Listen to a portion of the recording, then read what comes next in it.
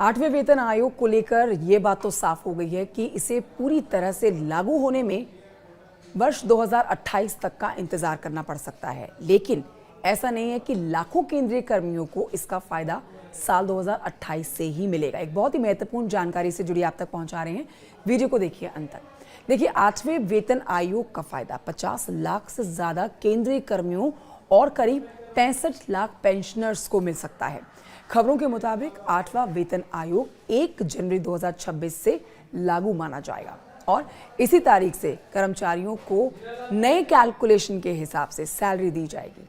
दरअसल इसी साल जनवरी में मोदी कैबिनेट ने 8वें वेतन आयोग को मंजूरी दी थी, लेकिन इसका आधिकारिक नोटिफिकेशन नहीं आया और ना ही आयोग का गठन हुआ। बावजूद इसके बताया जा रहा है कि भले ही ये लागू बाद में हो, लेकिन सैलरी जनवरी 2026 से ही लागू हो जाएगी। आपको बता देते हैं कि किसी भी वेतन आयोग में सैलरी कैलकुलेशन के लिए फिटमेंट फैक्टर बहुत मायने रखता है।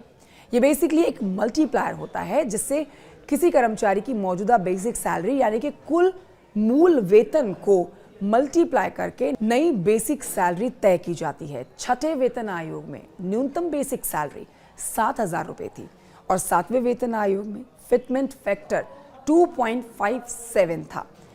इस फॉर्मूले के तहत न्यूनतम बेसिक सैलरी 7,000 रुपए से बढ़कर सीधे 18,000 रुपए हो गई थी। अब देखिए, 8वें वेतन आयोग का अब तक ऑफिशियल नोटिफिकेशन नहीं आया है। इसको लेकर अब तक कई रिपोर्ट सामने आ चुकी है जिनमें अलग अलग फिटमेंट फैक्टर्स पर चर्चा की गई है। कुछ रिपोर्ट्स में 1.92 तो कुछ में 2.86 तक के फिटमेंट फैक्टर पर चर्चा हुई है।